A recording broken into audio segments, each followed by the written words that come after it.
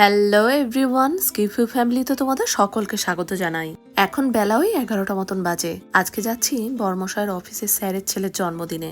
বর্মশাই বাদে আমি আর সোনা একটু আজকে ম্যাচ করেই ড্রেসটা পরেছি। দূরে কোথাও যাওয়া মানেই তো আবার সারাদিনের ব্যাপার। আজকে আবার সকালের দিকে বর্মশাইয়ের কিছু কাজ ছিল, বৃষ্টির জন্য সেই কাজগুলোকে কমপ্লিট করে বেরোতেই একটু লেট হয়ে গেল।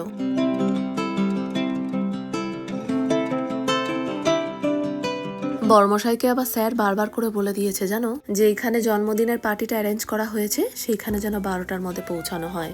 এখনই প্রায় 11:30 মতন বাজে, পৌঁছাতে তো প্রায় 2-2.5 ঘন্টা সময় লাগবেই। কখন যে পৌঁছাবো কিছুই জানি না। মাঝের মধ্যে এমন মুষলধারে বৃষ্টি নামছে, গাড়ির ভেতর থেকে কিছুই দেখা যাচ্ছে না জানো। প্রায় চলেই এসেছি, আর কিছুক্ষণেরই রাস্তা। এখন প্রায় 1:30 মতন বাজে। চলো এসে গেছি নক্স ব্যাংকোয়েটে। গাড়িটা পার্কিং করুক, চলো যে এখানটাতে লিফটটা আছে আস্তে আস্তে সেইখানটাতেই যাই। এখানে দেখো কেমন রোদ উঠেছে, বৃষ্টির কোনো চিহ্নই নেই। আর সেই বাড়ি থেকে আমরা সারা রাস্তাটা বৃষ্টি পেতে পেতে এলাম। গিফটটা কেনার পর থেকেই আমার সোনার আবার ভারী ইচ্ছা জানো, নিজে হাতে করে ভাইটাকে গিফটটা দেবে। সেই জন্য গাড়ি থেকে নামতেই গিফটটাকে হাতে নিয়ে নিয়েছে। এই দেখো, ইনি হচ্ছেন বর্মশাইয়ের স্যার আর ওনার মিসেস। আর এই পুচকুটা হচ্ছে স্যারের ছেলে। এরই হচ্ছে আজ 50 ইয়ার হ্যাপি বার্থডে।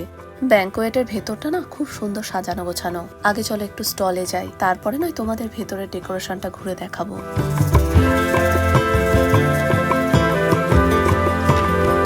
স্টার্টার নেওয়া হয়ে গেছে। সোনা যে টেবিলে বসে আছে, চলো সেই টেবিলেই যাই।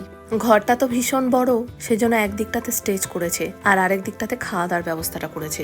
স্টার্টারে ছিল 2 ধরনের কাবাব, তোপসে ফ্রাই আর বেবিকর্ন চিজের একটা পকোড়া টাইপেরও ছিল। কাবাব খেতে খুব একটা পছন্দ করি না, সেজন্য আমি আর সোনা নিয়েছি একটা করে তোপসে ফ্রাই আর বেবিকর্নের একটা করে পকোড়া। শেষে একটা ব্লু লেগুনও নিয়েছি জানো। খেতে খুব একটা ভালো লাগেনি, পরে ভাবছি অন্য কিছু একটা ট্রাই করব।